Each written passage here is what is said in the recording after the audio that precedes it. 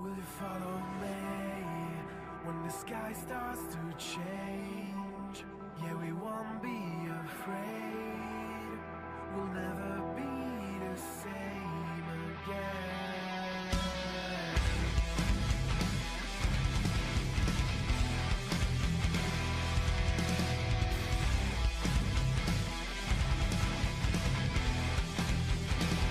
Will you follow me?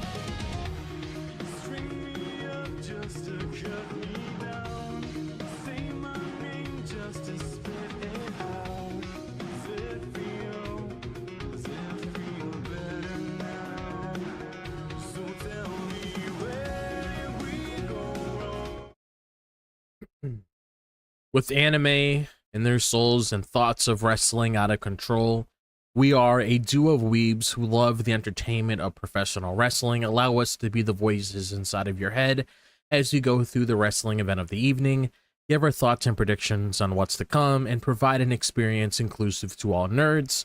Grab your steel chair, yell for the table, and get put through an experience like none other, brought to you by Anime Studio. This is the Weebs of the Ring podcast.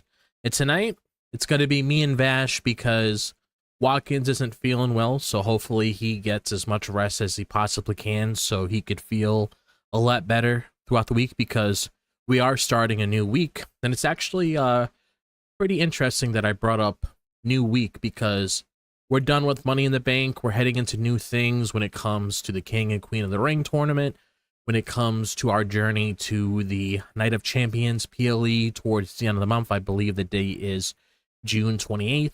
So we have a lot in store for us this month. So we have a lot in store for us tonight, along with whatever else transpires within the summer.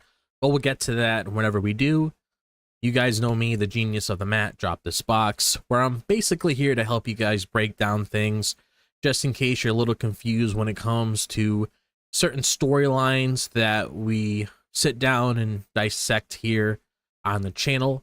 But I'm not alone, like I mentioned in the beginning, because we have the Visionary, which he seemed to properly prepare himself. He didn't strike tonight, which makes sense because you always got to call your shot when it matters, and I guess he was waiting a little bit longer before he decided to do something with his briefcase, which is perfectly fine, because we'll talk about that with our Visionary himself, Legendary Vash. How are you doing tonight?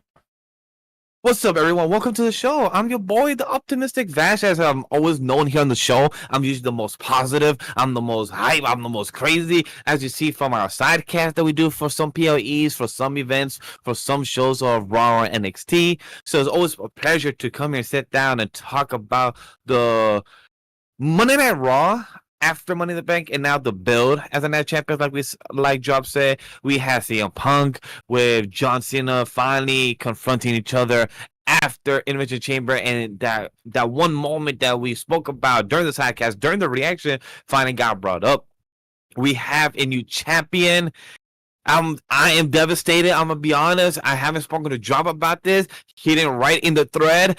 In the thread, I wrote, like, bro, what the fuck? That's it? Because it's like I expected. Like he said, the Visionary didn't strike. I was expecting, if you strike, are we gonna get a lot of people theorizing the option of Goldberg. A lot of people was theorizing that if somebody did cash in, Seth Rollins, Roman Reigns may interrupt, or Gunther becomes champion, or Jey retains. As you see, it was number 3. Gunther became champion, and that was the one of the biggest moments. The timeline drop was very interesting. It was because after the win, I was like, yo, babe, I'm sad. He's like, yo, our boy Yeet, he lost. But then I'm curious to see, what's the timeline saying? It was so fascinating drop. A lot of people say whack rain, of course, Triple H fumble, of course, what happens after the IC title, Mr. Jey Uso has a short run. Oh, we saw his son being there. Of course, they would do this right in front of his son. It's something WWE does for the storytelling. So it was very interesting. A lot of people was hyped. One of the most interesting line that I saw, that some random person, I can't remember the name, but it was cool as it's interesting how the online community speak negative and has turned against Jey Uso, but it doesn't transpire to the audience in the arena, where they still are over Jey. So it's very interesting how they turn on him of him losing.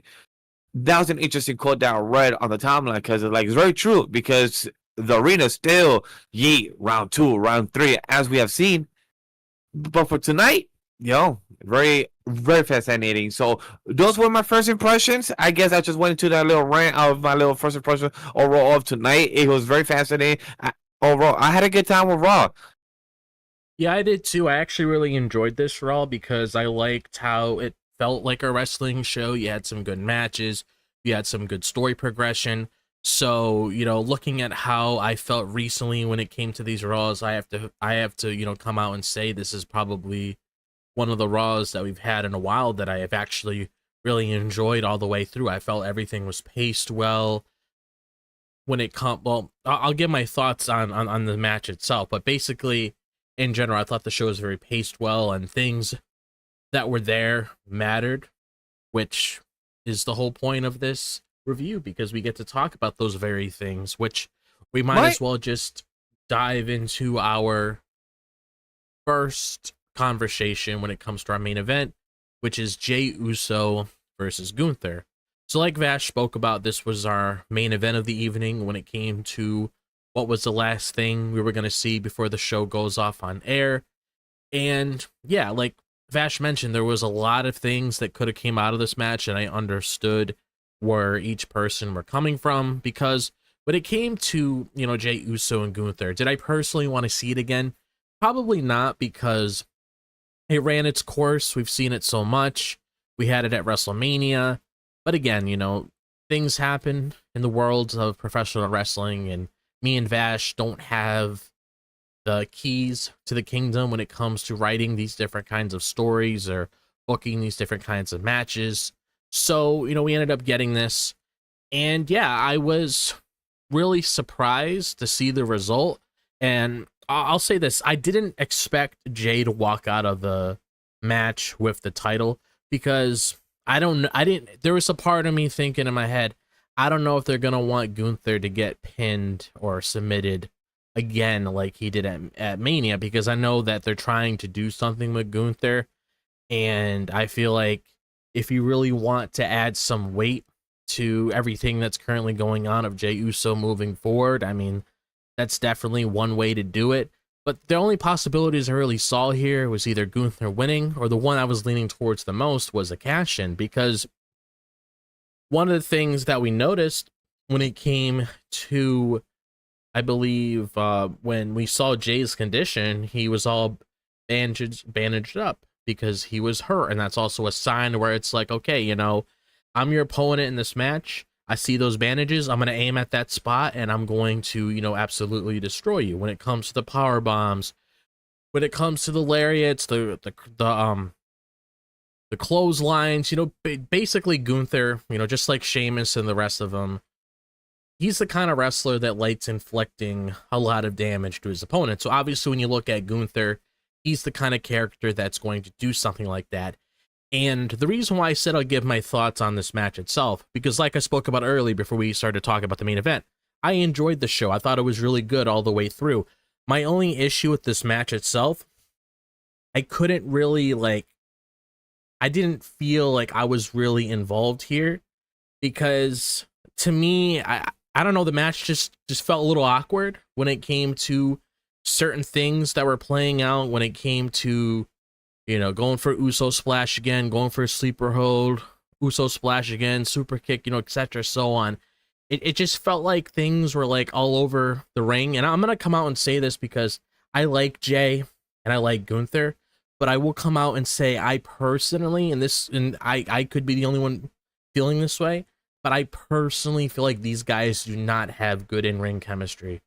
I don't think they have good in-ring chemistry when it comes to the both of them, because I mean, you look at the matches that they had previously, and then you look at what we got here tonight. I mean, I'm not even talking about the result, but I couldn't find myself really getting into this match. I felt like I was there in person witnessing the action and everything. It just didn't sit well with me. The result, I understood it, and we'll obviously theorize what could possibly happen next.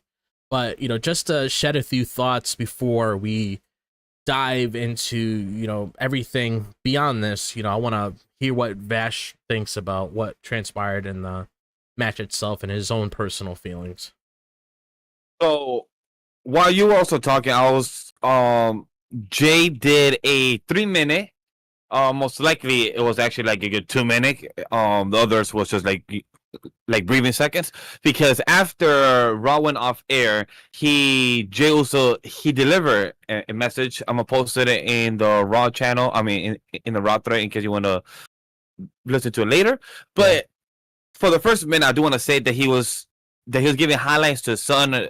His youngest son was in the ring with him, of how this was a special moment. I didn't get to listen to the rest, but if I get to listen to it, I will bring up more information. But from what Job said, as a Jey Uso fan, even though I don't have no merch for my Yeet, I am a Jey Uso fan. Job could admit to it. Yeah. Watkins as well, that I've been a Yeet fan, Jey Uso fan since we started doing the podcast of Weebs of the Ring for the Raw coverage and SmackDown since a year and a half ago. The reason I bring this up, because I could also admit that I am a fan of Gunther. But if it was Gunther versus Jey, I'm going to go Jey any day. But I do agree that they don't have the best in-ring chemistry. It feels sometimes very sloppy. It feels like they're trying to grab each other, but they don't have the best grip of one another. Maybe maybe Jey or Gunther, they sweat too much and they can't get a good grip, because in the sleeper hold, I felt like they kept losing grip, and I felt like one time Jey was in the if we're facing the hard cam for the camera, where Jey was in the back corner of the ring, Gunther was holding him in the sleeper hold. Jey slipped out, and Gunther tried to grab him, and Gunther missed his whole arm because he just couldn't grab a good grip, and it just felt very sloppy in that scene, which again is not a bad thing, but I could tell that maybe what Job said is a good point to bring up. But also, I would say, on top of that, for a caveat, that this was their best match so far. I feel like they're getting into the ring motion, because to me, this was one of their better matches since they had, I believe, this is their 5th match they have had, and this is, to me, one of the best ones. I feel like if they continue going in the next couple of years, they will get the groove, is what I would say. But it sucks as a Jey fan that Jey lost. I came in supposed to kind of theorize where would Jey go from here, because I do have some ideas. But for the match itself, it was good overall, but it was sloppy in some segments. I did love how there was a few close finishers when Jey had Gunther in the sleeper hold. I thought, oh shit, are we dead ass gonna do it again? I didn't really expect that, because I had the same feeling with Job. The match started. I'll be honest, the first 2 minutes, I didn't pay attention, because I knew my heart was telling me that Jey was going to lose. Because right now, we know that he had a good match, or, bro was beat up, from Saturday. Like we saw, he had some bandages, so he wasn't 100%. And Gunther said, yo, you're not 100% and everything. So this was the cause, and Gunther winning. We might have another rematch, champions, or we may see something down the line. But overall, as a Jey fan, sad that he lost. Good match overall, but sloppy in some segments. I would say the Uso splash and the sleeper hold. But whenever Jey does the sleeper hold, question drop, I feel like he doesn't always get a good grip. I feel like it's always very loose. So it's hard to make it believable for me as a fan to think that he's actually has a good lock on the sleeper hold. I mean, yeah, I sort of feel that way too. Whenever he's trying, it always looks like he's trying to reposition himself all the time. Whenever he's trying to do it, because when you look at Gunther, he's trying to wear down the neck. That's why he kept elbowing the neck, because he's trying to apply some pressure there to make it hurt. So in our eyes, it'd be okay, he's weak in his neck. He's able to apply the submission onto him. Either having him pass out like he did, or he ends up just tapping to the submission move itself. But that is something that I did notice, and it's like you said, it was just the sloppiness that really took it out of me. And because I was watching the match itself, and I'm not gonna reiterate what I said earlier again, but it was just one thing that was going on in the back of my head. But now we are done with Jey Uso's reign as world champion. It said it was around 51 days, so you had WrestleMania all the way up until now.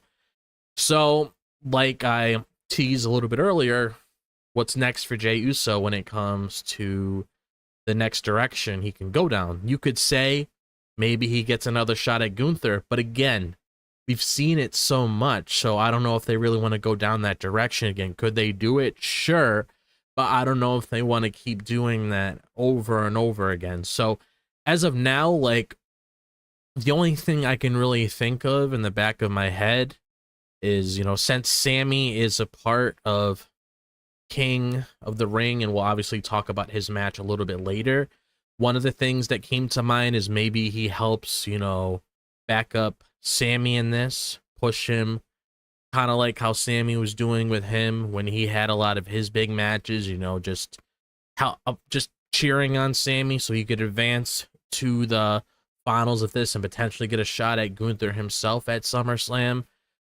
That's something I can think of. Another thing I was thinking of as well that we saw took part of Sami's match as well. And like I said, we'll get to that when it comes. We saw LA Knight on the show.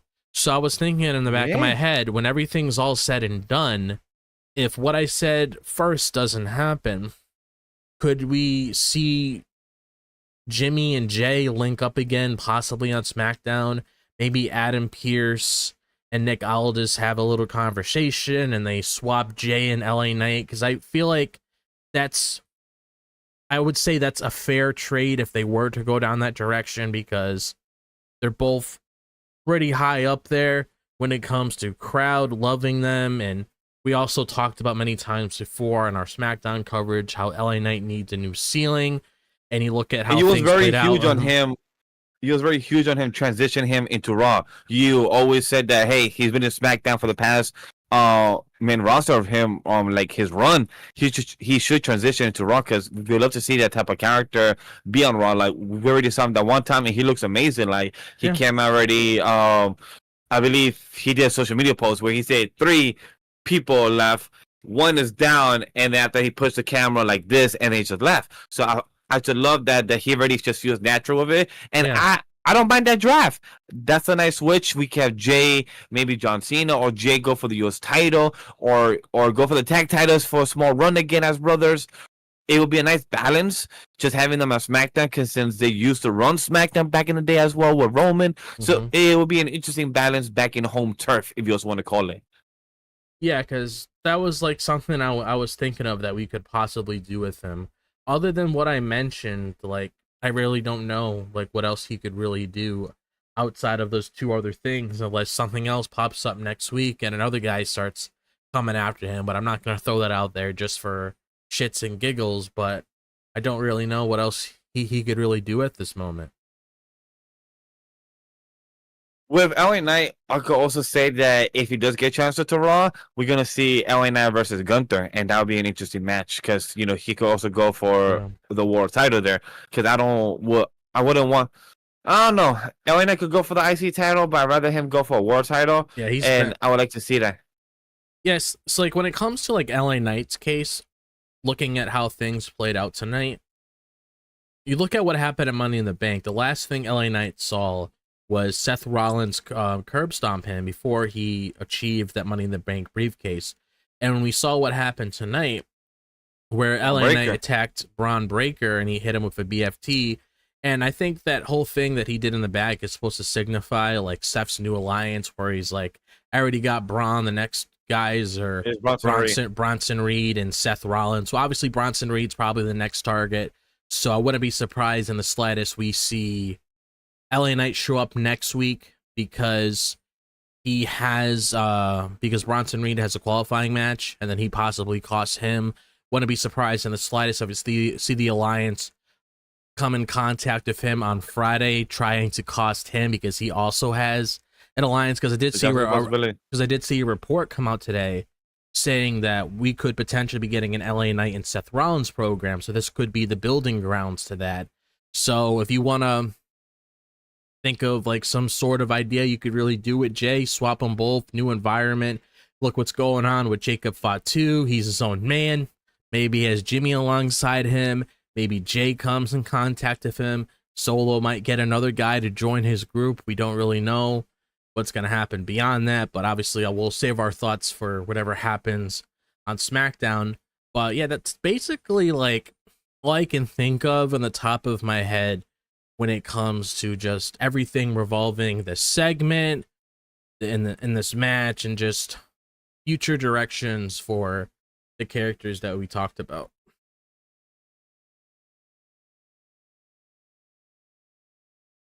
I would say when it comes to Jey,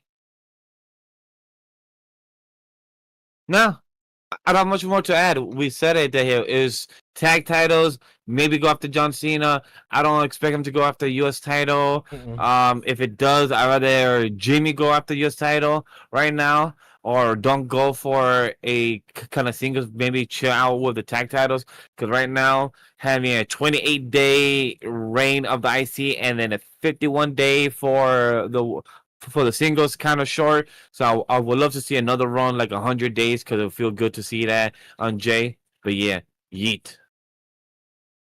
So now let's just transition to what was one of the highlights of Monday Night Raw itself, and it was what was advertised to us during the weekend, the return of King and Queen of the Ring, which is something that we brought up this year when it came to how we were questioning, okay, is this coming back? Are they going to skip a year and do it next year? But no, we're actually having the tournaments begin. It started tonight, and we had 2 Fatal 4-Way matches, which I'm perfectly fine with because if you look at the time frame from here to Saudi, it makes sense why the bracket's the way it is. And one of the things I do notice about these brackets is that they have a lot of big names a part of these matches when it comes to already established names, when it comes to put that up, when it comes to newcomers. And our very first match that we had tonight, which I'll talk about first. I have a question. Yeah. Before we get into the match, if you don't mind, what did you think of the bracket itself for the woman? Since we have the first woman, so Queen of the Ring. Before we get into the match itself, what did you think of the bracket itself for the women's? Because we have for the right side of SmackDown, we have this coming Friday is Charlotte Flair, Alexa Bliss, Chelsea Green, and LeRae. Like I forgot her first name. All right, I'll look Candice at it. LeRae. All right, I'll look at it right now. Let me see. For SmackDown, it's a nice one. I assume Candice LeRae will be taking the pin. For going, it will be Charlotte or Alexa for SmackDown. It's an interesting bracket. I love how they also spoiled us for Asuka before they show the vignette. So that was actually very funny. Yeah, so I have it up right now. So yeah, we have obviously we'll get into the discussion for the first match, but we had Rhea Ripley, Kairi Sane, Liv Morgan, and Roxanne Perez. And then SmackDown this week is getting Jade Cargill, Michin, Piper Niven, and Nia Jax. And then next week we'll be getting I actually think we're getting Charlotte first. Okay. Yeah, so we're getting that's what I think as well. Yeah, I think whichever comes first. No, yeah, actually, yeah, I think that is happening. So yeah, Charlotte Flair, Alexa Bliss, Chelsea Green, Candice LeRae, and then Asuka, Stephanie Becker, Rodriguez, and I'm okay with it. If I had to make, I don't know if I really want to talk about predictions right away before we talk about our first match, and then we could probably dive into that. But okay, yeah. But the production was not going to be like a full dive on mine. I was just like to put down like a whole rapid fire. But I just love how they also did spoil us about Asuka, like right before the vignette package. But it was great to see her. Her first match, like they did mention, a year and a half much later. So that's also going to be pretty interesting. Hopefully she has been training. Hopefully in best of health that she's ready for this match as well. But without further ado, like you said, let's get into the Queen of the Ring.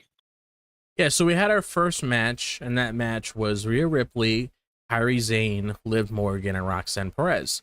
And like I spoke about earlier, you got a lot of big names here when it comes to an already established star being Rhea Ripley and Liv Morgan. Kairi Sane and Roxanne Perez. Kairi Sane just came back, so she needs to get some of that steam again, and Roxanne Perez came from NXT to the main roster, so obviously she's just starting off her whole journey when it comes to the main roster itself. So when I looked at it, I'm like, okay, when I just looked at the match itself initially, I was like, okay, my pick right away was Rhea Ripley. So the way that this match turned out, where we had these competitors in here, pretty much just to give a little story of the match. You obviously know Rhea and Liv have beef. You obviously know that Liv Morgan and Roxanne Perez are part of the Judgment Day. And you pretty much have Roxanne's whole story right now, trying to become friends with Liv Morgan, gain her trust, doing things along the lines like that. And that's what we saw within this match itself. Liv Morgan was working alongside Roxanne Perez because that's what Roxanne wanted to do. And they were working together to take out Kairi Sane and Rhea Ripley, especially Rhea Ripley, because she's probably the most deadliest one of the match. So you would think realistically, let's focus on taking her out first so we could worry about the other competitors when it comes to, Kairi Sane. But obviously Liv Morgan and Roxanne have to make a choice when it comes to, okay, we want to advance in this tournament. What are we going to do? So I did really like this match itself because I thought both of the matches were really good tonight when it comes to the tournament matches. I liked how Kairi Sane was able to move around in there. She was able to, pretty much get back on track again since she's been away for so long. Liv Morgan, I mean, she's been improving so much, so it's hard to really ignore like the amount of work that she's put in. Rhea Ripley, I mean, she's always great. She's a very good in-ring worker, so I wasn't surprised by that in the slightest. And obviously Roxanne Perez, being the newcomer, being the newbie here, I mean, she was able to showcase her skills so the audience could get to know her a little bit more. And also, this could be something that she could use to her advantage to really help push her forward when it comes to advancing her career. And what we saw within this match itself towards the end, though, that was very interesting, because when I was looking at it playing out, I was like, okay, is Rhea going to get the advantage? But then, because of what happened with Raquel, I'm like, okay, is Raquel, because we had a Raquel interference, and then we had her pull out Ripley. They ended up getting into some beef. Obviously, no disqualification because it's a fatal four-way match. Same rules applied to a triple threat as well. You can come out there, do whatever the hell you want. It's not against the rule. It's literally no disqualification. And then you had her focus on Rhea Ripley. So then I looked at it. I'm like, okay, Liv Morgan's there. She's knocked out because that was around the time, I believe, she ate a riptide from Rhea Ripley, and Rhea Ripley was about to get the pin, but that's when that's when Raquel pulled her from underneath. And then you had Kairi Sane go for the insane elbow. So I thought right there, at that very moment, when she hit her finishing maneuver, I literally thought that Kairi Sane was actually going to win this match, just because of how everything was set up. But then we saw Roxanne, so I had to factor in Roxanne here, because Roxanne was just chilling. And I always forget about these people outside of the ring that are just chilling there, waiting for that moment to strike. And she did exactly that, because she was watching her hit the insane elbow, and then she was looking for a way to just sneak in there, kind of like a snake, to strike. So she was able to pin Kairi Sane, and she was able to advance in this match. So when it came to the result of the match, it caught me off guard, because I didn't think Roxanne was winning this thing, because what I was thinking in my head, since this is the building ground to SummerSlam towards the very end, I thought this was Rhea's direction to getting back to Io Sky, working through a tournament to get back to Io, because obviously that you have that whole thing looming in her head about how she can never beat Io. But I kind of like it like this, because again, it gives other girls opportunity to shine and they can do their thing there. So I really liked how they played everything out here. And again, Roxanne's new here. You gotta give her some credit when it comes to telling everybody, yeah, this is gonna be somebody that's gonna be here the next 5 to 10 years or so. So having her being in the positions that she's in, because they mention her accolades all the time when it comes to her being in the Royal Rumble the longest, when it comes to her in the Elimination Chamber, all these different kinds of things. So it makes sense looking at the choice that they made here. But this is one of the things that caught me off guard because it was unpredictable. And I like how it was unpredictable because it was different. It was change. And that was like the whole thing that I had with the whole Money in the Bank thing that I mentioned with Seth Rollins. I was like, it makes sense, but people wanted Knight because of change. They wanted the company to take a risk to be different. So I like how they did something different here. So it caught us off guard, and we can be behind Roxanne Perez and be like, you know, let's see if you can do this.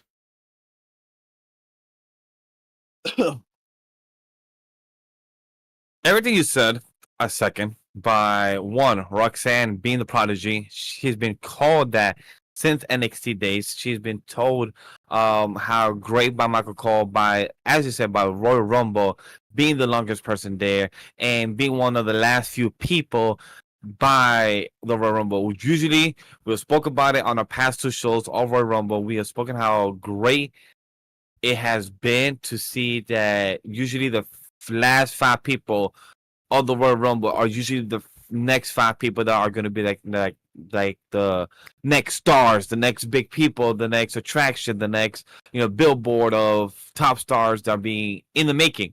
And Roxanne is being one of them. Like you said, I didn't expect her to be a winner. I thought it was going to go to Liv Morgan. That was my bet on the money. If you asked me at these 4, which is the 25% that you put your money down, and I thought it was going to go to Liv Morgan. I thought Rhea was not going to get this one. I didn't expect Roxanne. Congrats to Roxanne. I'm proud. But I don't know how you feel. These stories being the deciding factor into the winner. I'm curious to see where Liv was going until the Nikki Bella segment, because I was curious to see, hey, Liv Morgan lost. Okay, cool. We understand. She's right now. Roxanne is winning for the Judgment Day. Finn is fucking loving this chaos. So I was very intrigued about that. The match, additionally, like you mentioned, Rhea being the dominant force, and a lot of people kind of focusing a few times, like you mentioned, Liv Morgan and Roxanne tag teaming a few times, but then them going back at each other. Kairi Sane using her insane elbow, right? It's called her insane elbow. Copy that. So being her insane elbow, I love. Great choice of word. That Roxanne being the snake, it like waiting for the right time, kind of slithering and finding the right opportunity to snatch and take the prey. AKA, she waited outside by the ring. She took the right opportunity. She waited for her to do her insane elbow, even though it came and attacked Liv Morgan. And we got our girl taking the upward, and Roxanne took the W. I was very unexpected, but happy for that. And Raquel taking a Rhea. Glad to see her be a good bodyguard for once. I want to shout out that she was a nice bodyguard for fucking once, so that was amazing. Yeah. Dude, I was just laughing because I was looking at the I know this is a little off track, but I was actually looking at the bracket from the women's, and I was looking at those lists of names. I was like, what if Charlotte wins her match and then Stephanie wins her match? Like, imagine how that whole Devil's Kiss is gonna go in that match itself. You know how Charlotte likes using that move too. I was just laughing at the whole moment. With Charlotte doing it bad, I just love how the timeline always says, "Girl, stop doing it. You cannot do it like her." And I believe Stephanie McMahon did a tweet or something like that that one time a couple months ago. That's my bet. So I'm just if we're gonna move on with the match, Liv Morgan lost, Roxanne won. No. We can also. Oh no, I'm not trying to move on. I was just making a little smart remark there, saying I'm just looking at the graphic and it's just funny. I agree, but I was also using that as a transition for us to also talk about the bracket now, because there's not much to add about the match itself for the qualifying matches. If we want to talk more about Liv Morgan, we could also talk about her during the Nikki Bella. But with Raquel and Rhea, that happened. Raquel's gonna have her own match next week for the qualifying match. That is with Asuka, Raquel, Vacker, and Ivy now. Rhea Ripley might also interrupt Rodriguez. She might also interrupt her, and that's also a match that we might see then. More than likely, and then you'll probably have Stephanie win that match go itself. over. Yep.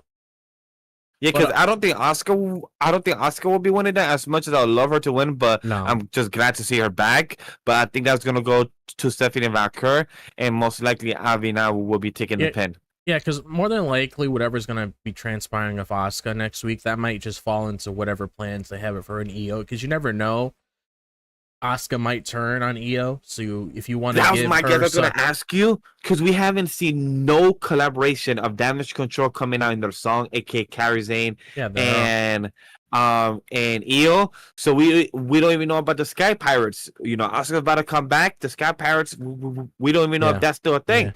Yeah, the only thing we really saw of EO and Kairi is just social media pictures, so they seem to be on good terms and everything. But Asuka's a different case because she's really unpredictable. She never really know what's going through her head. One minute she might want to be your friend, the next she might just spray mist in your face.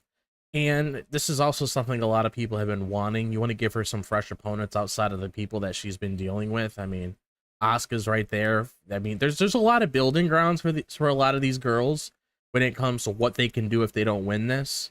So since Asuka was on the show tonight, and like Vash said that it's a little bit earlier, that's our thoughts when it comes to, you know, just basically what goes on with Asuka. But we could see her in the flesh. We could see how she is next week when it comes to her finally being back, which is a very good thing to see when it comes to these matches. So the next thing I do want to talk about is what transpired with the next King of the Ring match. Because we talked about the Queen of the Ring, now we're going to talk about the King of the Ring. And this is where things get really interesting, because we had our competitors here when it came to Sami Zayn, Penta, Bron Breakker, and Dominik Mysterio. And the funny thing about this is that I am looking at the card, and I know Jacob's doing his own thing. I didn't really expect him to be on here, but it's just funny to seeing an IC title champion on here. I guess if you want to have somebody with a lot of clout under their belt, I guess that's why Dominik's there, but, you know, that's here or there. But when it comes to this match itself, I mean, I was looking at the names, like Sami Zayn getting in the ring with Penta. I don't think we've seen that yet. So I was really intrigued to see both of those guys go up against one another, because we know how vicious they can get in the ring when it comes to Sami with the Blue Thunder Bomb. Or, well, actually, one of the things I was expecting, which was with Bron Breakker in this match, I will say, you know how Bron Breakker always goes for that spear outside the ring? Yeah. I'm waiting for a moment eventually where somebody counters that, because they need to counter that eventually. And one of the things I was going through my head when Penta was outside of the ring, I was like, are they going to hit Penta with the spear to give Bron his moment like they always do? Or is eventually one day when Penta is like in the crosshair, is he going to like counter that with a Mexican Destroyer? I was just dead. I was thinking that. And Mexican Destroyer right there would be perfect. Yeah, because when he's coming, running, you just jump on top of him and flip him. It would be perfect transition. Yeah, that's what I was thinking. I was like, that they need to try something like that eventually, because a lot of these guys in here, they get very destructive. I mean, Penta's all over the ring. We've seen what he's capable of when it comes to the kind of moves that he has under his belt. Like, this guy he's nasty. Same thing with Sami Zayn. He's nasty. How do you feel about Dom with these three type of beasts, or as Bron Breakker would say, woo, these three dogs? How did it feel with Dom being with these three animals as how they were? It's like I mentioned before, it felt a little awkward because it did. Out of all of these brackets, and yeah, out of all of these brackets, he's literally the only one that holds a single title. Even with the ladies, he's the only one that has like a singles title here. So it's pretty interesting how they went for a choice like that. But I get it, it's Dominik Mysterio. A lot of people love him.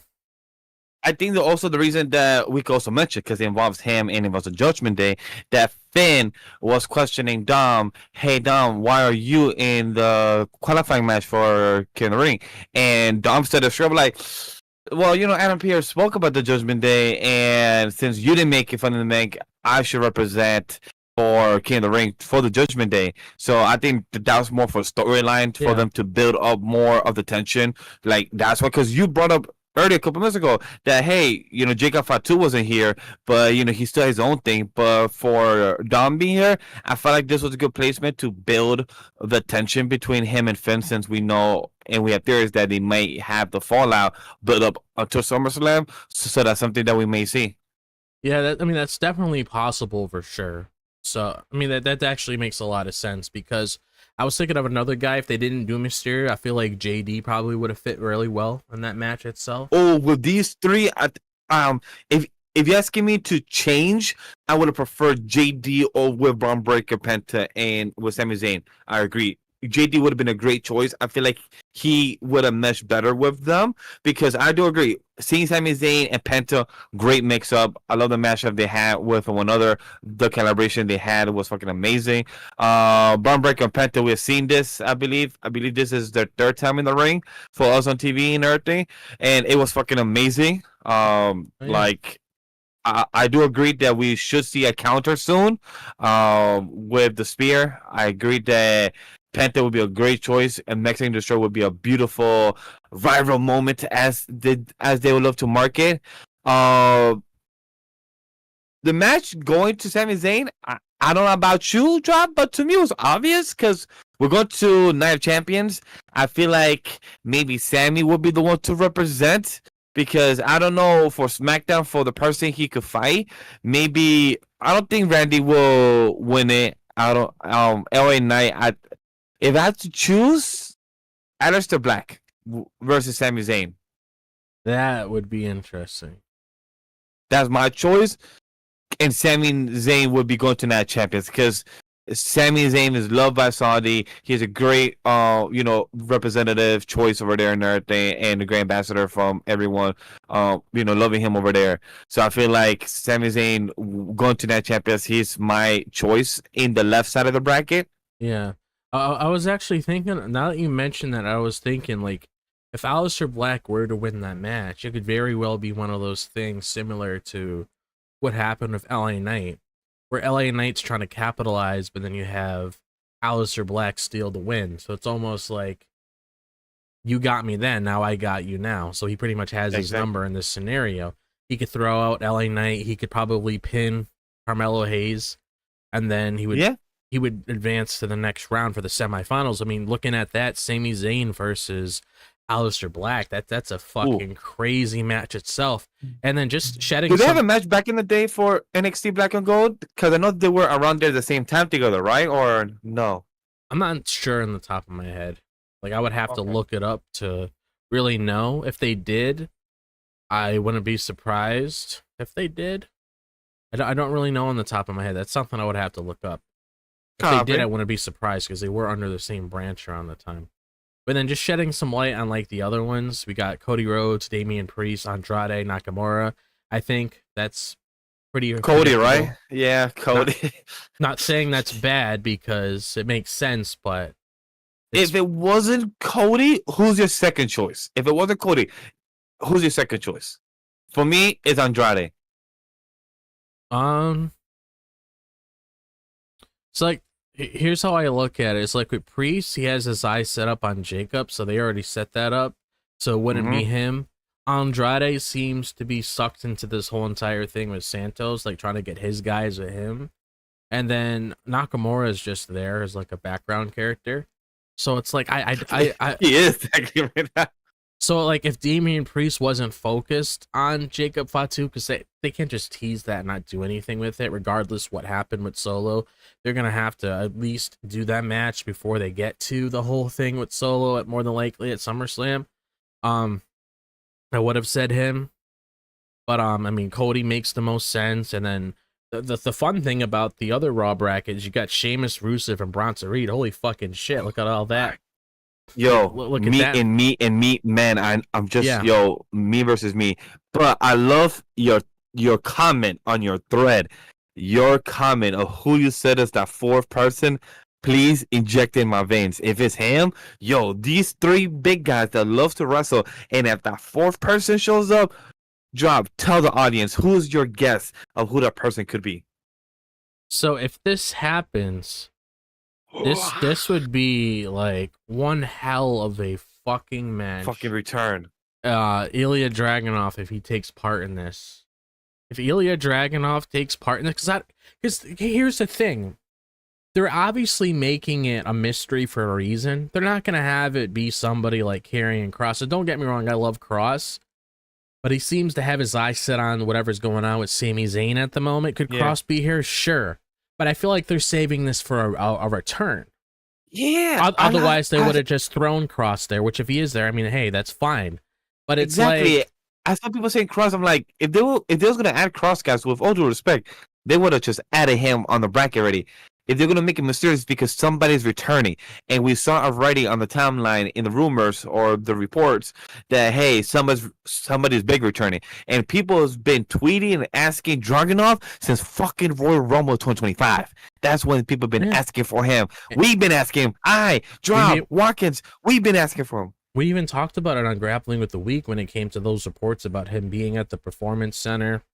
Yeah. And getting back to his routine again. So if he is in this match and if he wins, because you look at Sheamus, like here's the thing that's fun about these brackets. You can kind of look at who all these competitors, and you already know either they have something going on right now, because Sheamus and Rusev more than likely is going to be a program between each other. Bronson Reed more than likely, like LA Knight did the whole 3-2 thing. Yeah. Pretty much, he's pretty much going to get that one with Bronson Reed. So if Ilya Dragunov pulls the win on like either one of those guys, and then you get Cody Rhodes and Ilya Dragunov, holy fucking shit! I don't think those guys have ever. No, they had never locked up before. So it's like that's another good fun thing about these matches. Sometimes you get like first time ever matches. Like I don't think I would have to look up and do some research. But it's like Sami Zayn and Aleister Black, and then you got Cody Rhodes and Ilya Dragunov. Like, holy shit, that's a hard-hitting fucking match. Yeah, I mean, they have a lot of great talent here. I'm right about a search. It has Sami Zayn versus who you said? Aleister Black. If he has, I wouldn't be surprised. But I'm not sure. Yes, they did back in 2019. In August, SmackDown Live, they had versus each other back in 2019 in August 6th. Okay, so it's been quite a few years now, but still, you get it's been 6 years. They have changed. They have different styles now, so this will be interesting. Yeah, so if you get something like that, that's pretty crazy. But you know, but I just love these tournaments because, like we spoke about, these two matches have been really good. They were great tonight. The women showed up, the men showed up. It's hard to go wrong when you got Zayn, Penta, and Breakker in there. And I'm just looking forward to seeing what transpires like the rest of these next couple weeks before we get to the King and the finals for the King and Queen of the Ring. Which again, I'm glad that they're bringing back because I love these tournaments. They're really cool and entertaining. So we have just to reiterate and to confirm, because thing is June 28th. That is literally in 2 weeks, Saturday. So then this Friday, the 13th, we're gonna have one SmackDown and one men's and women's, and then next Monday, last of the 16th, and then the 20th will be the last one, and then they could have a build up the 23rd and 27th. Okay, that's fine then. I'm not too stressed because I thought we were not gonna have a build up of promos or about the fatal of the match of the last two people from Raw and SmackDown to represent. I don't really think when it comes to the tournament you need like heavy promo work here. Most likely for the finals. More than likely, those people more than finals. More than likely the finals. I do agree with that. Because hypothetically, you get like Cody Rhodes and Sami Zayn. Obviously, there's a lot of history there. Those guys are friends. So you would obviously get their mission statement when it comes to what they want to achieve. And let's say hypothetically, you get with the girls, just throwing out something here. Not saying it's concrete, but you get something hypothetically. Let's say Roxanne's in the finals, and then you get Stephanie Vaquer. They make their mission statement, and then you go from there. So I would probably end up seeing something like that. whenever it happens, but it's pretty interesting. I know somebody also brought up when it comes to the men's as well, is there is a good chance you get Cody and Randy in the finals, which would be pretty interesting, but to me, I don't know if I want that right now. So my crazy right now, my off the wall. If you want to join me, you can. But my final for Night Champion Women's is Roxanne versus Alexa Bliss. Night Champions. That's my for my women's right now. Top of my head, my answer could change next week. But for the men's is right now. I'm pretty sold on Cody, especially with the John thing. Sami Zayn is definitely my left side. My right side, I had to give it to Cody because I don't see anybody else changing that unless we get some really unexpected person being the like not age drag enough and more like a higher person. I don't know, but it could be Sami Zayn versus Cody Rhodes. But I don't know how would that go. Like two baby faces that both want to get back to the top. One is to get back. One is be at the top. Yeah. But for the men's one, I'm kind of rocky with that choice. But the women's one, I'm concrete with that one. That's my choice right now. Roxanne versus Alexa Bliss for Night Champions. Yeah. But we'll just have to see how things play out, because you never know, because they didn't even, like, Orton's been missing in action for a while, and they just threw Orton on here like he's been here all week. So you never know what kind of character he's going to have when he comes back. Yeah. But, yeah, that was pretty much me and Vash's thoughts when it comes to what King and Queen. When it comes to if it comes to the King of the Ring tournament itself. The other thing we should talk about, we have two other things as well to dive into. I know we have the truth segment to talk about. We also have the women's IC title picture to talk about. Yeah, that one as well.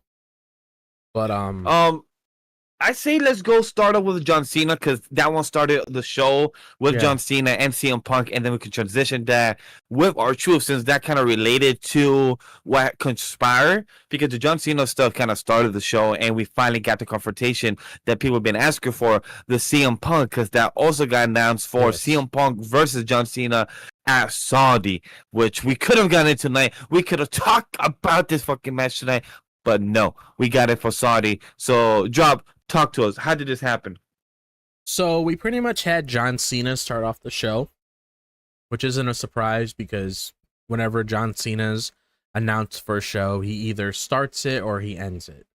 And he started the show tonight. And then we had him coming out here, pretty much making comments about truth, which is why Vash brought up the whole thing about our truth when it came to, everything that transpired this weekend, because he obviously took note of it on Friday where he spun it around in the fans, where he's like, you guys can't handle the truth. And then you saw what happened on that Saturday where Truth came out, smacked him across the face with the belt. He was pretty much just having a fight with the audience, the typical thing that we've been seeing with John Cena as of late. And John Cena's pretty much trying to be the ultimate bad guy here, saying that whatever Truth is trying to do is just copy him.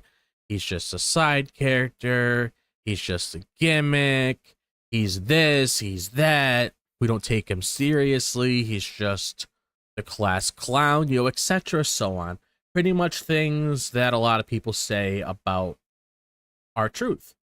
And then we have CM Punk come out. And this actually got me off my chair, because we've seen CM Punk take several shots towards John Cena, but these guys haven't had like a face-to-face when it comes to a promo segment, because obviously they were a part of the Elimination Chamber match and they were able to wrestle, which is something that CM Punk brought up in his promo segment tonight.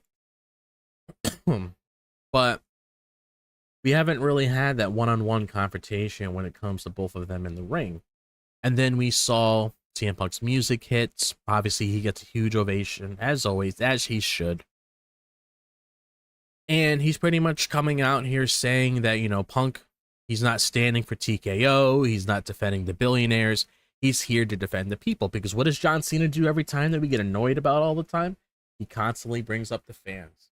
So CM Punk was trying to be the hero, which John Cena brought up here in this scenario when it comes to him speaking for the fans.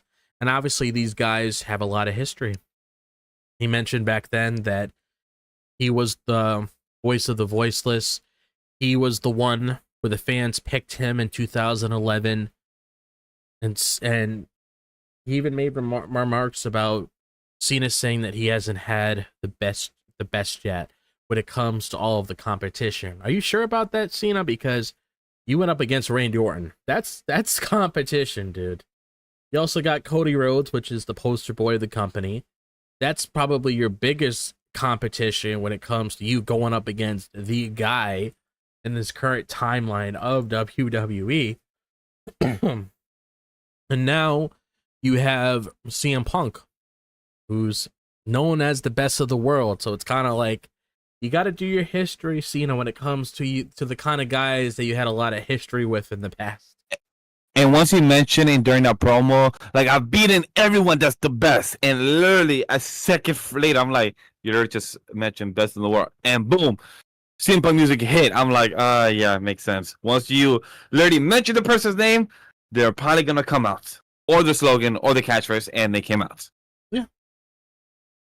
And he even like gave some props to Cody, saying that, you know, Cody was the best that he got. And you got a mixed reaction for fans. I think it's mainly because people are just so behind Cena right now. I'm not really worried about Cody in the slightest when it comes to his overall presentation or his overall status in the company. I just feel like that's just it's just casual fans being casual fans at these events. But Punk was just pretty much, you know, just throwing Cena around, saying how he's not here to kiss the final boss's ass like John Cena. He's here to let the people know that he's their boss. And then he holds up the title and then shakes his head. And then Punk ends up saying that it's his job to give them what they want. And if they wanted truth, they got Ron Killings, which I'm super excited to touch in that segment once we do get there. And then they all spoke. And then CM Punk taught John Cena that, you know, he just spoke on the wheel too. And then he starts talking to Cena, which is something that we've been waiting for the longest time, about him getting that title off of his shoulder and how he felt that magic when they locked up in the ring, which I noticed that was a common thing a lot of people noticed when they locked up at Elimination Chamber, that these two had some pretty good chemistry with one another, which I do admit that, you know, the magic is still there. And all in all, we pretty much had a great opening segment, and we have a match that I was surprised to see out of all pay-per-views, with CM Punk and John Cena, WWE title on the line at Night of Champions. Drop, why are you surprised that this match is taking place at Night of Champions? Where is Night of Champions? Saudi Arabia. Who once said that they would never compete at any of these events?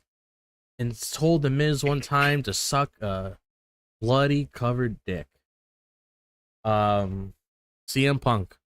No disrespect towards CM Punk. Love the guy. Am I excited to see the match? Of course. This is something I've been wanting to see for so long. But I'm just surprised that it's taking place at this pay-per-view. And there is a lot of mixed reactions online when it comes to how people feel about where the match is taking place. Some people wanted it at SummerSlam, which I think that's something that we coined when it came to the placement of this match itself. And we're getting it towards the end of this month. So I'm really hoping and I'm really praying that they have these guys on SmackDown and then on Monday Night Raw next week and then SmackDown that week. And then the final Raw and SmackDown that week. Because I don't know if I'm the only one, excuse me, but I don't feel like 2 weeks is enough for a program like this, if I'm being completely honest with you, Vash. But I had enough time on the floor. What did you think about this? And how do you feel about what I just said about 2 weeks for a John Cena and CM Punk program, which is, you know, just as big, if not bigger, than what we got with Cena and Orton having a program with one another? As a fan that has literally seen these guys have the rival history, become what they're doing with one another as the top stars, the top superstars, the top WWE stars that they are, I was fucking disappointed as well, Drop, when this man said, I'll see you on Saudi. I'm like, boy, why are you saying, oh? And then I remember what Drop said, that we know that CM Punk has mentioned that he would never want to go Saudi. And once this man like turn around and like, you know what? See you Saudi. And I'm like, you son of a bitch, you raggedy bitch. Why? And you could look at this man's smile on his face like, oh, this was fun to say. This was a good heel move. This was just like you saw the giddy of this man's happiness. And I get it.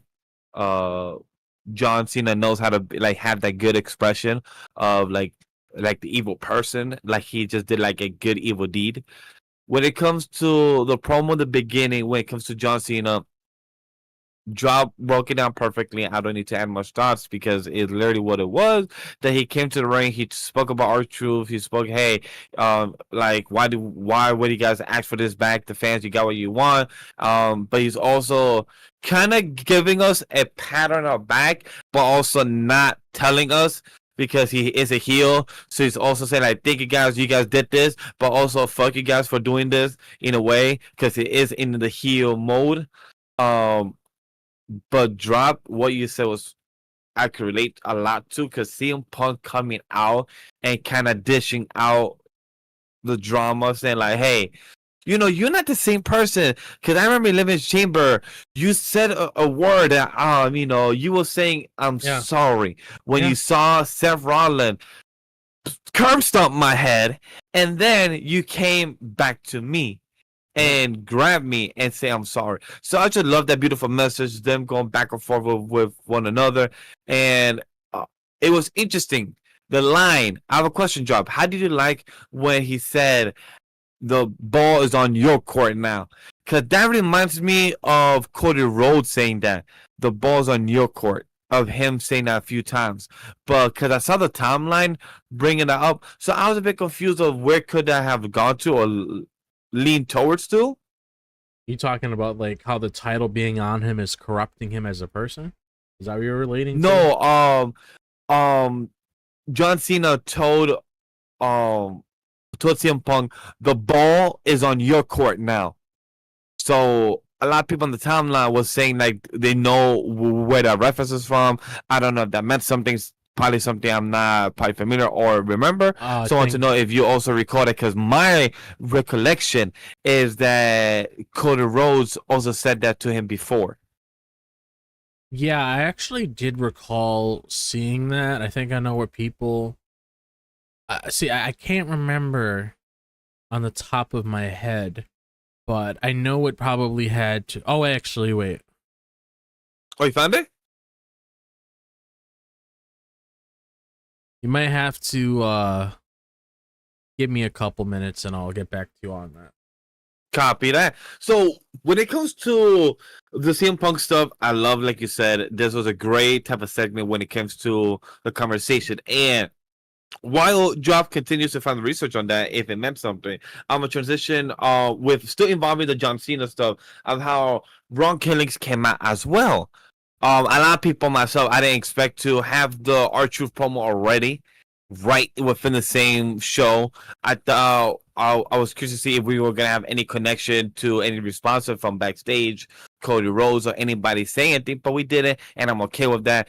Ron Killings came out. It was pretty interesting to see that as a fan of R-Truth from all those years, and Ron Killings that I've seen clips. I was too young to know his career of the TNA and everything, but I'm aware of it. I was very happy to see his promo. I felt emotional. I felt big man tears, ready to cry, and it was really beautiful to see. Honestly, as a fan, I was proud, and it was impactful.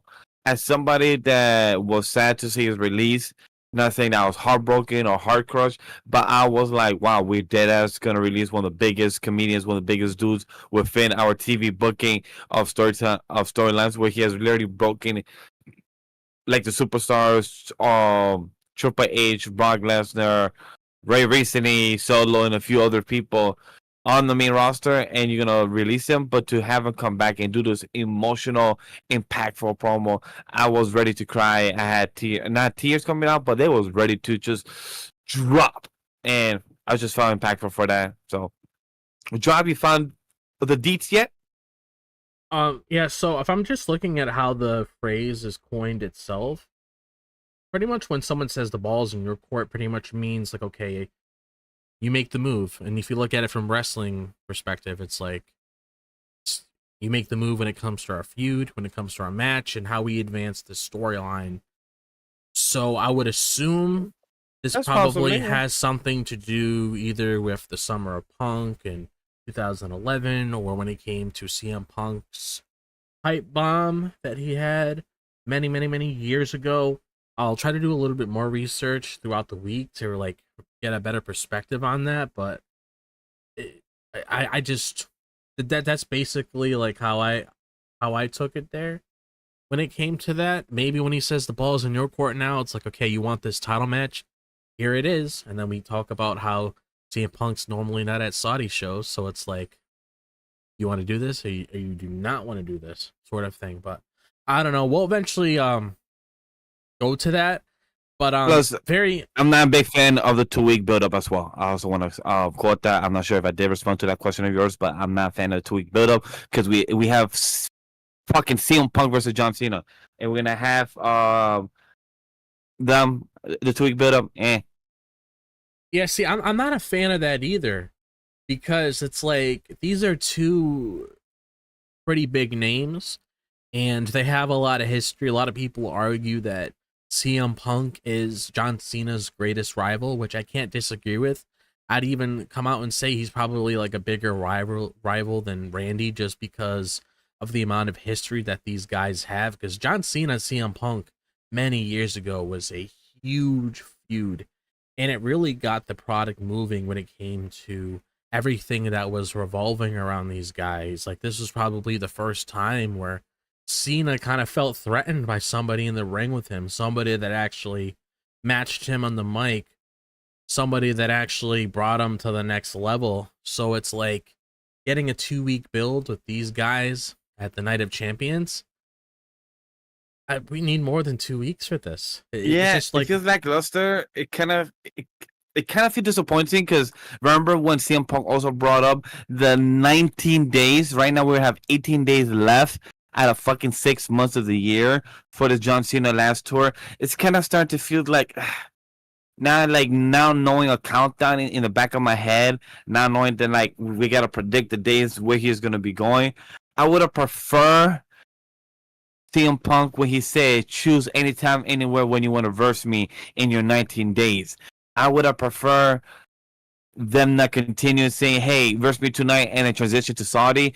I would have never preferred that if it was going to be a 2-week build, because as a fan of them two and their feuds over the years, 100%, I would have not preferred it. I would have preferred a build saying, all right, you want to fight? I'll see you at SummerSlam.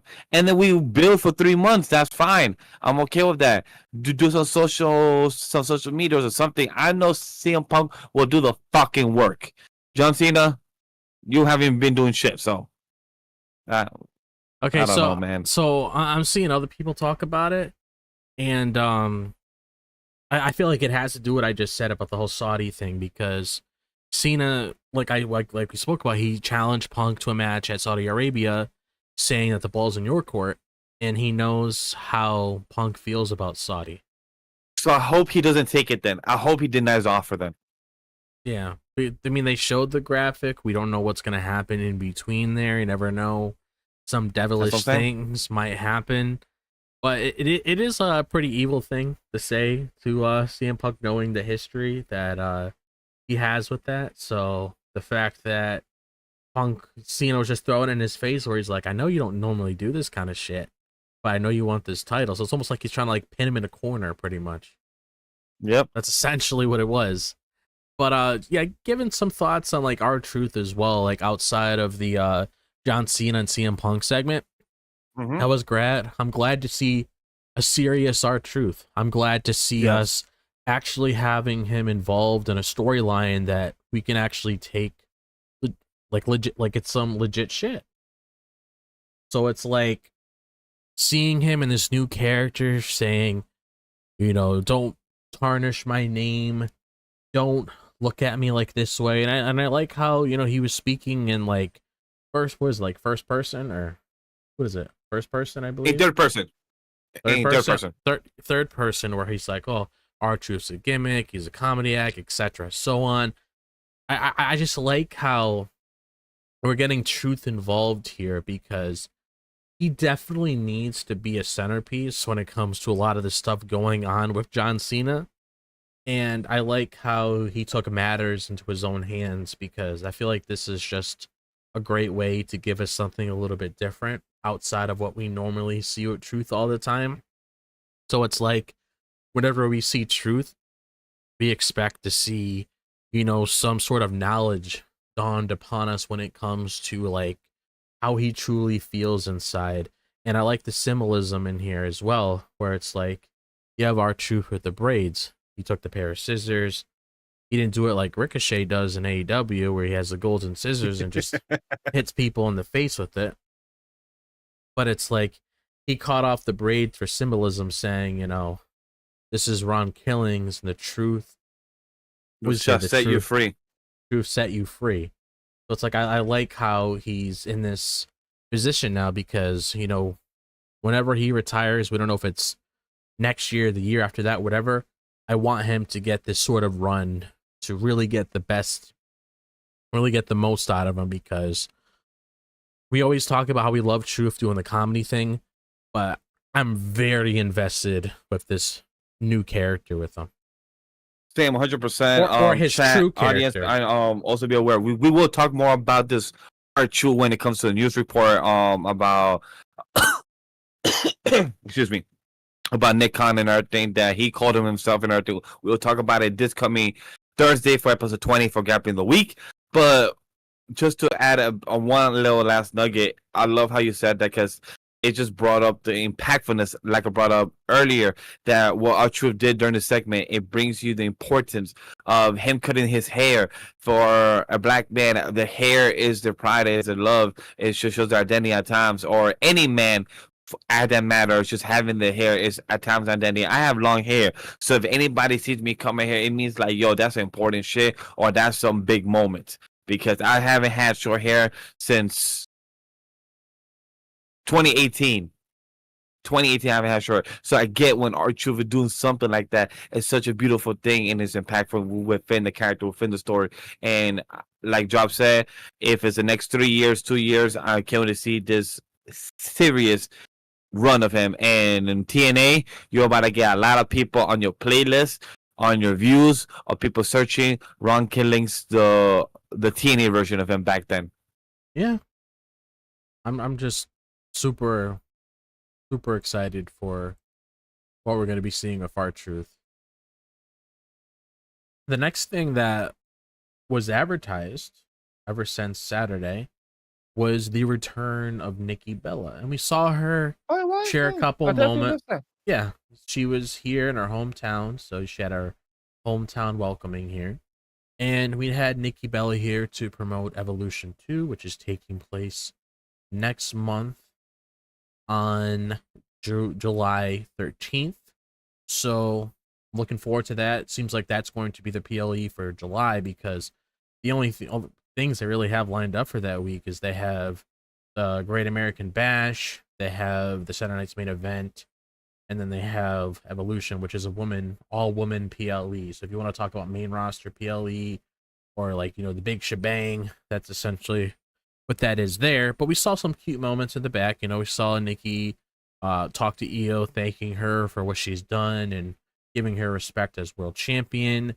And we saw Io thank her for, you know, pretty much giving her, not only her, but a lot of the other ladies in the back, that pathway to get to where they are now, because Nikki Bella is one of those people that was involved in the women's revolution all those years ago when it came to really setting women's wrestling on the map again, which I still remember the day that we started getting into that when it came to things that revolved around AJ Lee and Natalia and Nikki Bella and Brie Bella. And obviously, I still remember when you had Paige, of course. You had Charlotte. I still remember you had Charlotte, Becky, and Sasha debut at the same night on that Monday Night Raw. So we've definitely come a long way ever since then. I mean, it makes me happy that we're in the game the way it is, rather than looking back at how things were in the early stages of the company, which I'm not going to talk about how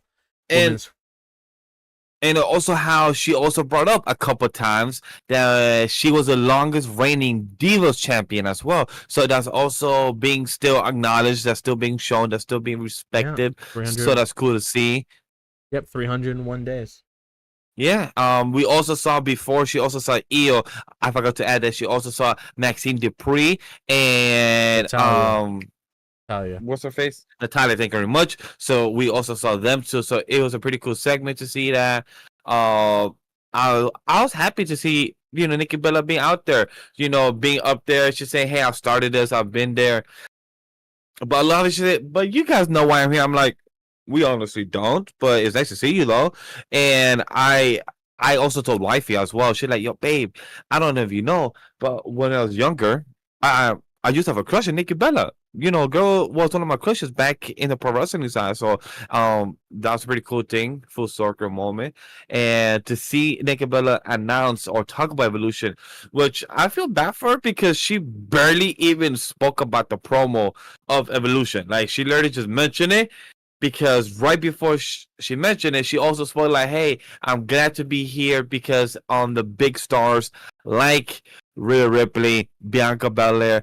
Do you know who's the third person she mentioned? Because I couldn't remember from the top of my head who's the third person she mentioned in a promo. Because that's what Liv Morgan got mad that she wasn't mentioned. She like, whoa! Why would you even mention me? I've been world champion for last year. I'm one of breaking records for the tag titles. I'm the only crown jewel champion. So she's talking about all these highlights, but I forgot who the third person she mentioned. You by any chance remember?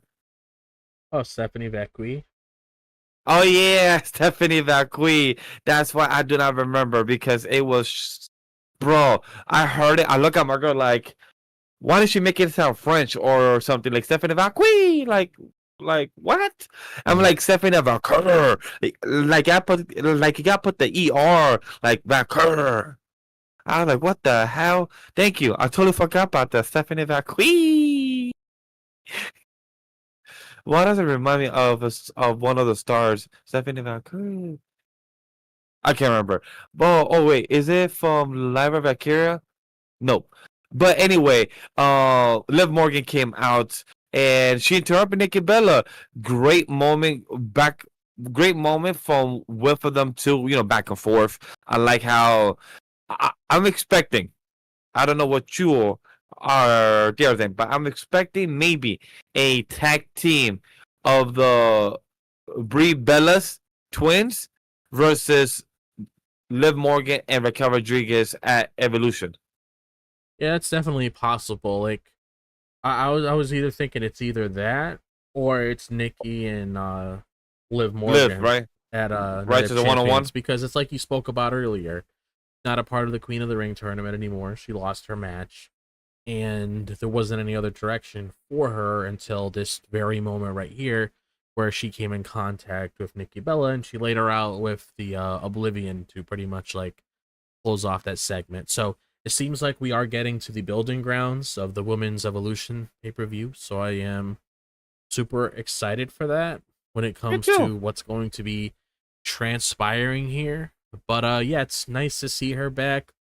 Hopefully hopefully we can make things interesting here. That's all I'm gonna say right here. I hope it's a good product. I'm here for Evolution 2. I wasn't here for Evolution 1. I do plan, if anything, we could do like a watch party to see the first Evolution, so I can at least see the history of it. But I wasn't here for the I can't wait to see for the second one where it will go, and hopefully it's successful, so there could be a third one in the future. Yeah, definitely, for sure, because I do like how the women have their own PLE to really just go out and do their thing, and they're gonna load this up the best that they possibly can. So I'm hoping Because like the way I look at it, you got the Evolution pay-per-view next month. You have a lot of great talent in your division when it comes to the main roster and NXT. So I'm hoping they incorporate all three brands. All the titles. Not all just the two. titles. Like don't just do two. Like don't just do Raw and SmackDown. There's some ladies on NXT that definitely deserve to have their time to shine too if they're not doing anything at Great American do the Bash. NXT title of the women's, do the North American title, and they don't have a tag titles no more, so they can't do it. And then maybe just have a feud match if there's any if there's any good feud by then that's still going on, they could have it there. Yeah, exactly. I wouldn't mind that at all in the slightest. The next thing we're gonna talk about is this banger of a match between Chad Gable and AJ Styles. I mean, when I saw this match, a part of the card, I'm like, holy shit, like they're really starting to kick things into gear when it comes to a lot of these one-on-one matches, when it comes to, you know, two really good wrestlers, when it comes to Chad Gable and AJ Styles. And I would have to say with this match itself, like I thought it was pretty good. Obviously, when it comes to what has been transpiring of AJ Styles lately, when it comes to El Grande Americano, you saw what happened. You saw what transpired last week, when it came to AJ Styles eating the pin from El Grande Americano, and he has his match with Chad Gable this week to, you know, get that revenge on him. Yes, I know it's the same person, but we're just gonna label it as El Grande did something, and Chad Gable's just going to just get the backlash from it or whatever. Man, at this point, it's hard to tell if Chad Gable is a Gun Americano, because I love how people online is just theorizing with these questions, and I'm trying to figure out who it is, because also like having no neck tattoo, again, Americano having no neck tattoo, but then I was telling my girl, like, there's makeup, people could hide that, like, and there is, not saying that's sweat-proof makeup, but there's something that could work where you could hide it, and it's possible, and maybe it is, but I agree with Drop. This match was a banger.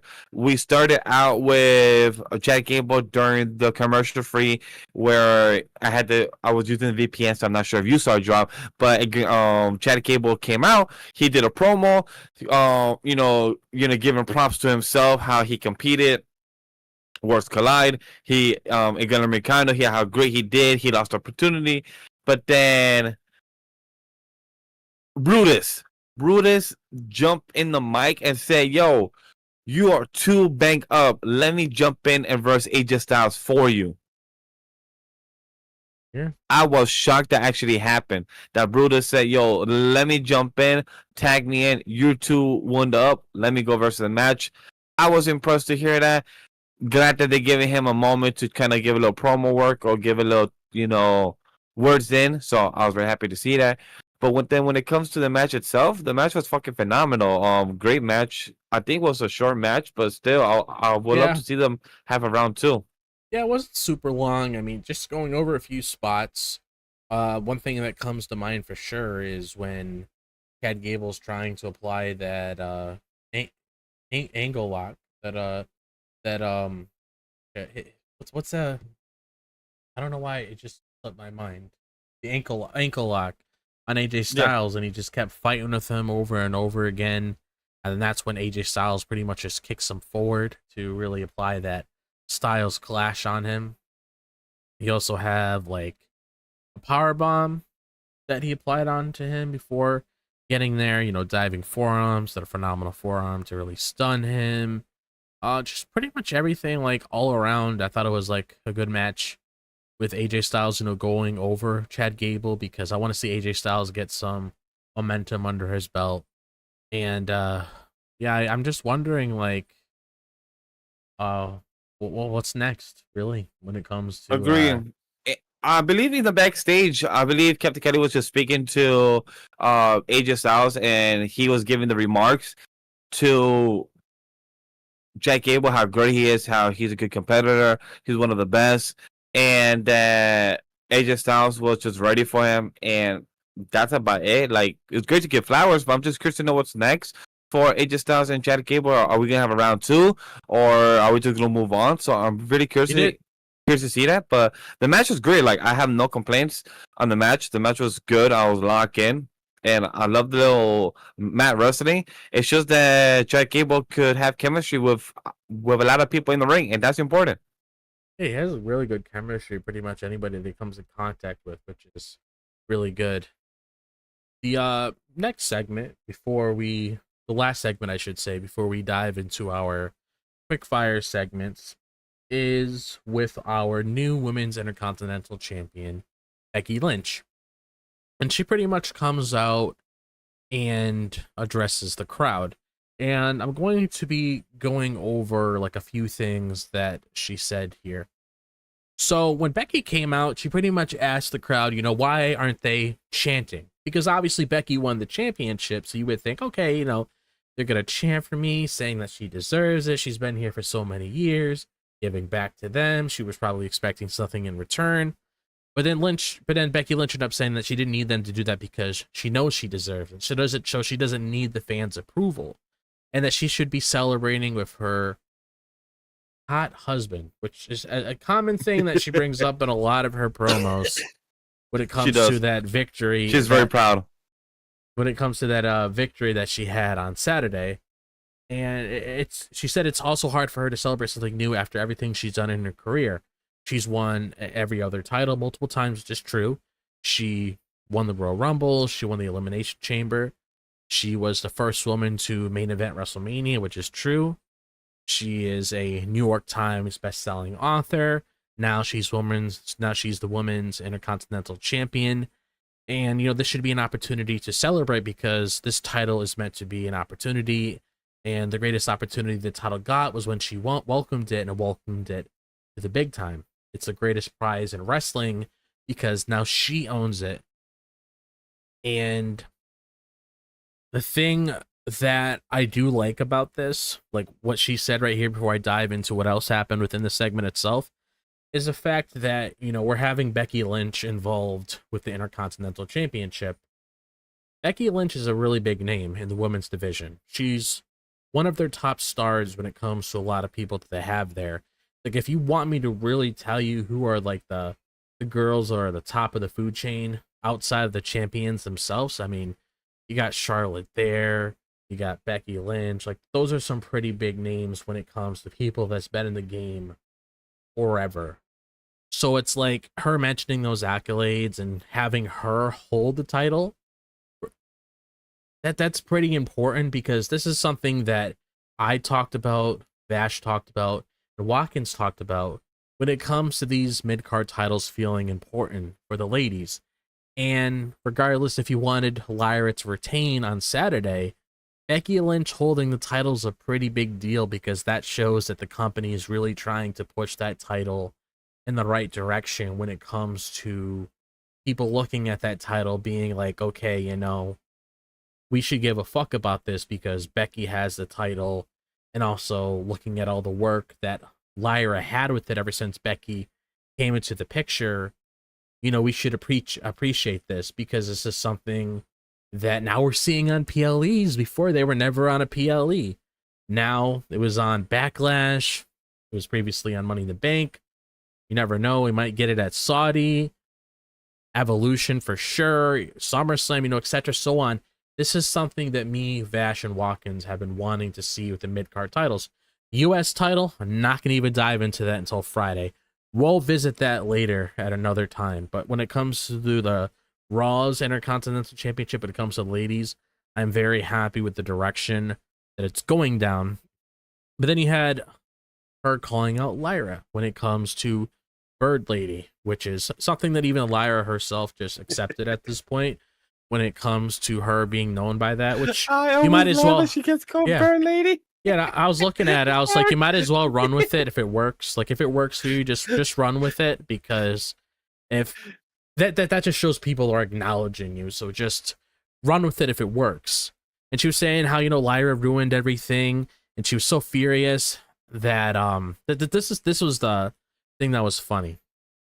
How she was bringing up when the agreement to the match itself was when Becky won, she had to raise her hand. And it was funny how, like, Becky brought up, she's like, oh, when I had Lyra do this, she was like a little too aggressive. I felt like she was dislocating my shoulder when she was raising my arm. Girl was You know, hyperboling. She was literally exaggerating. She was saying, "Yo, yeah, my arm became dislocated." I'm like, "Girl, she's shorter than you. How is she gonna do that?" It's not like when was it when she said that drop? It gave me the flashback. Remember that time when Braun Strowman grabs the Zelina Vega arm up, and then Zelina Vega was like, "Bro, I'm hanging.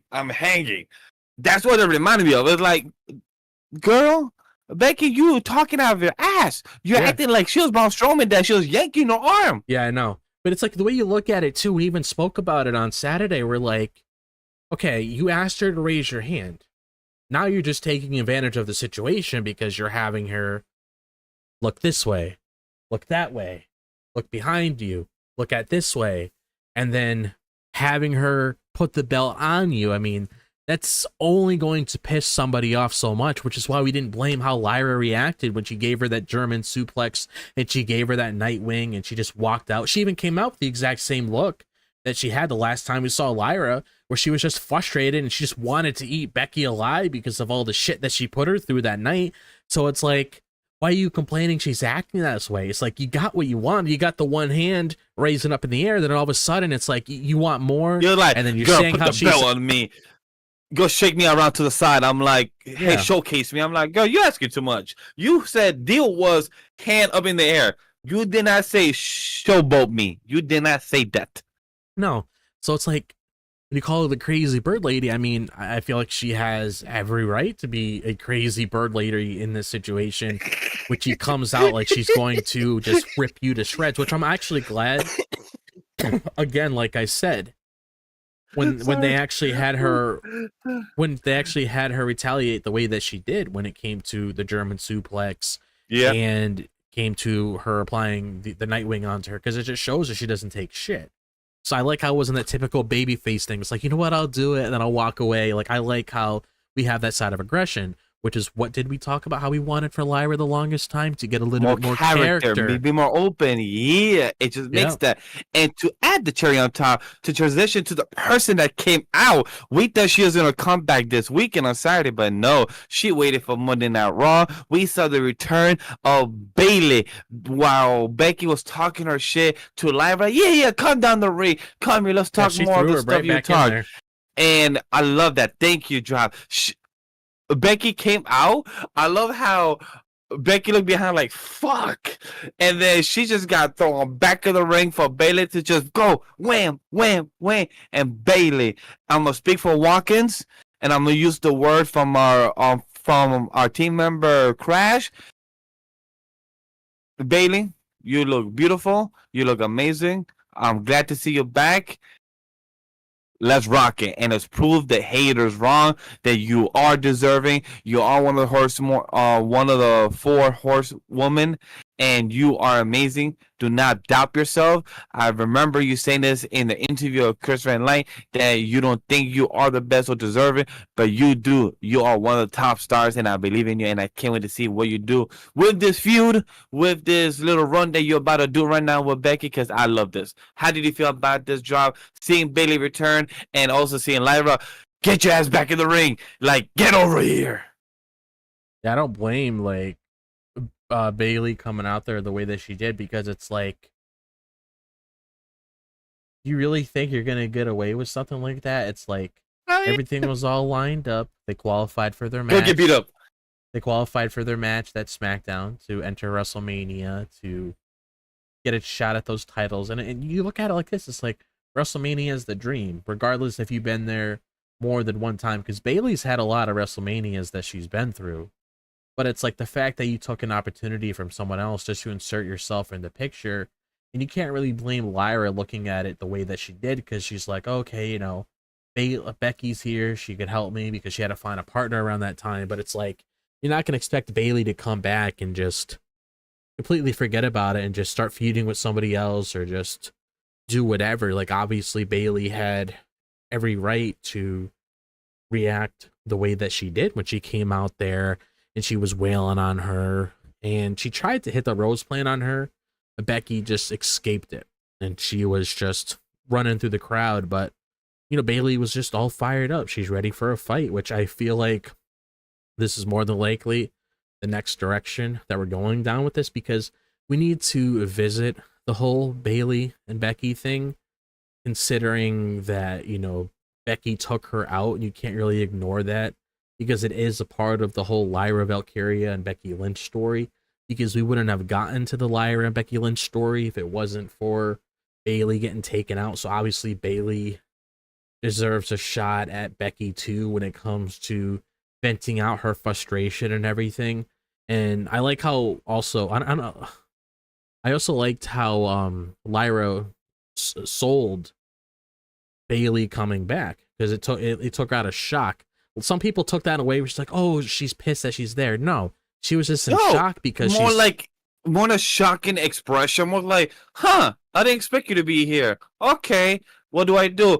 Oh, right here's Becky. You want to fight her? You want to punch her? Here. Yeah, you know what? You can have her. I want to see this. Go get beat up. Like, I felt that expression normal. It felt it was like a normal reaction. She threw it right to the wolves. She pretty much just threw her right back to Bayley in the ring when she was walking out.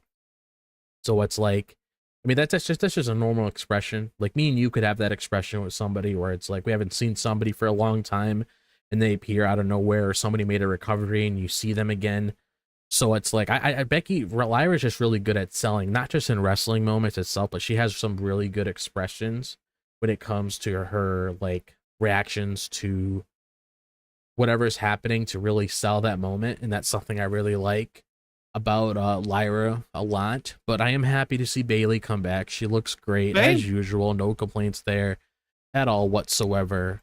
And yeah, it's time to start kicking things into gear when it comes to Bayley and Becky Lynch. I'm not entirely sure when this is going to take place.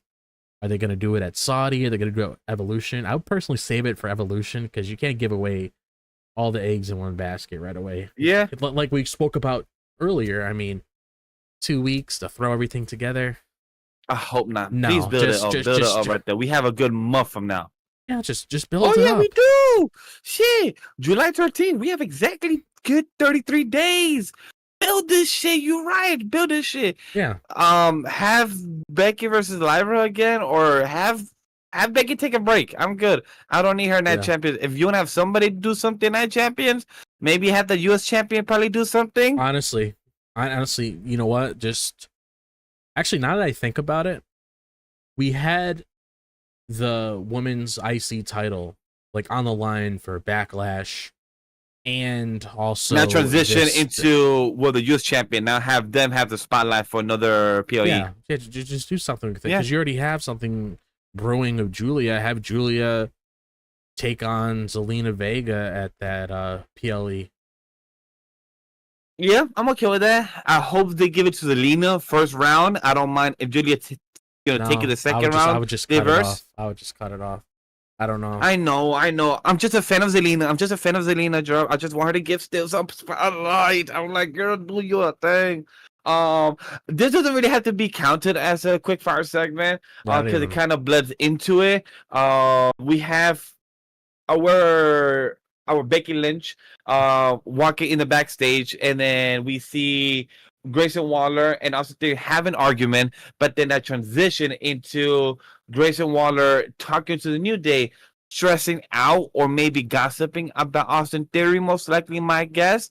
And then the New Day doing their own promo that they're talking their own shit because Kathy Kelly asked them, like, hey, when are you guys going to defend your titles?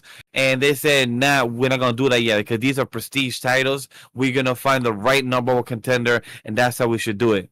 What did you think about this drop? Because that's literally what I spoke. I don't got much things to say because Grayson Waller and Austin Theory, they've been having actual backstage promos or storylines kind of bled in the past couple weeks. Now they're not. They're just being more like fragments. So I'm kind of like, I guess, sure. I don't know what you guys are doing now. Why you guys instead of walking or running with this storyline, you guys are crawling now again? I don't know. So like whatever. The New Day, they're doing New Day stuff. So I don't got much. How about you, Drop? So honestly, like they need to really start packing things up here. Because like I saw a post yesterday where it was a post with who was it? It was a post with Jacob Fatu and Solo Sikoa where it showed that all this has happened in a short time. Yeah, they showed it like how Jacob Fatu appeared, he aligned with the bloodline, obviously all the events played out that like how it did. And then we recently had the turn at Money in the Bank where Jacob Fatu was sick of his shit. He turned on Solo. So it's like the fact that you had this guy come last year and all this transpired and he's already moved on, and then you still have this shit going. You know, that's very telling. For almost 2 years. Yeah, it's like almost 2 years. It's like you already have him like instigating shit in the back. So it's like, dude, just drop him. I mean, he's getting there. See, this is my problem with WWE when it comes to like certain performers, because you have Karrion Kross getting crowd reactions. He didn't have those before. Now he's getting them. He's getting over organically. Take advantage of that. You look at Austin Theory with the clips I've been seeing when it comes to like these main event matches or just whenever he's there on the show. People are chanting his name. Take advantage of it. I think like a week or no, not a week ago. I think like 3 weeks ago when Grayson Waller was fighting Sheamus, and Austin Theory was not doing shit, and he was getting literally his name out, and he's like turning around like me, I ain't doing shit, yeah, but yeah, screaming out my name, and we literally said it that night like. Yeah, literally should pull the fucking rock at this man, but yeah, not. Yeah, continuously keep fumbling this man. Yeah, holding this man, drowning in the water. This man could be swimming or walking on water, but yeah, not letting this man. Yeah, I don't understand. It's like, it's so simple. It's like, this is the kind of stuff that you like have to do with certain people you're trying to build up. But then when it magically happens, it's almost like a cheat code where it's like, it's there. Just take advantage of it. Get your EXP, whatever, or whatever mission. Did you see the promo that happened with John Cena this past week as well when he was on a talk show and they asked him a question about the Austin Theory match back in WrestleMania? No. By the way, you saw that clip? That clip was literally what people theorized of how John Cena kind of bury Austin Theory during his match in the US title, and the promo saying that even if you win or lose, you will still not be something without me. Even with this match. And what we had theories about that, it was true. John Cena spoke highlights and he confirmed a lot of people's thoughts about the way that match and promo got executed. And those things that happened 2 fucking years ago or 3 years ago now still brings to light what's happening now with his character. And that's very disappointing. It's been 3 years, yeah, and we haven't moved anywhere with Austin Theory. Yeah. So as much as we could speak highlights about Triple H booking, this man still has flaws. There's no imperfection, but you cannot always blame him. You also have to give judgment into the people in the boardroom, the other writers, the TKO. Everyone else has to blame. You cannot always blame Triple H. I just wanted to put those facts into attention for the audience. No, I agree, because it's like, this isn't like rocket science. It's like some easy fixes here. It's like, you want to make sure that there's like a couple players in the game when all these other guys are gone, and you're not taking the opportunity to do it now. Like, imagine how much money you could make. That's what I'm thinking about. It's like, did they make money out of a lot of these guys? And it's like, you make money with, actually they did make money with Cross with the fucking t-shirts being sold out. Yeah, the merch got sold out. And even like when R-Truth, like whenever he put out that shirt, that was making a lot of money. It's like imagine if they just, I don't know, took some time to actually just be aware of their surroundings. And I get the whole thing is like the slow burn. You could do the slow burn for so long. I'm sorry. Bro, long-term storytelling is amazing. But, bro, we don't need 5 years of long-term storytelling if you're going to do rice grains down the fucking shows. It's not like Roman Reigns where he has a 20-minute segment or a 40-minute segment with The Rock. That's different. We are getting fed a whole TV show episode. But with the Grayson Waller Theory and the New Day stuff, you're feeding us fucking breadcrumbs. It's annoying. It does not help no story being developed when you're not giving us shit. I'm sorry, I just went on a whole rant. But yeah, final thoughts, yo. We're ending the show of Monday Night Raw. We went enough with the side tangents, right, Drop? Yeah, we just giving out final thoughts for the show. I mean, I thought this was a really good Raw. Honestly, I would say it was a great Raw when it came to really starting to kick things into gear heading into the summer now that Money in the Bank is out of the way. We had two great qualifying matches tonight when it came to Rhea Ripley, Liv Morgan, and Roxanne Perez, and Kairi Sane. Happy for Roxy and also happy for Sami qualifying in his match. John Cena, CM Punk, we've been wanting to see it for so long. Now we finally saw it. R-Truth evolving into Ron Killings, or just pretty much just being himself. I really like. Very curious to see where this goes, because I mean, whenever Truth's on my screen, whenever I'm just gonna call him Ron Killings, whenever Ron Killings is on my screen, you know, I'm very intrigued. I like the seriousness. That's what's really getting me. I like that because it's not something we normally see all the time with him, so I like that. And also Bailey's back, another big name. Just like next week we're getting Asuka back as well, so it's nice that we got two big names coming back in the women's division now. So super excited about that. And all that's left really is what transpires for our next tournament matches on Friday, and then we could, you know, have fun with our conversation next week with that. But what are your thoughts?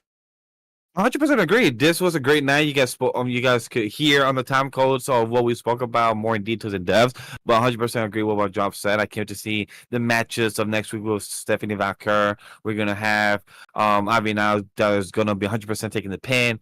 We're gonna see the other matches.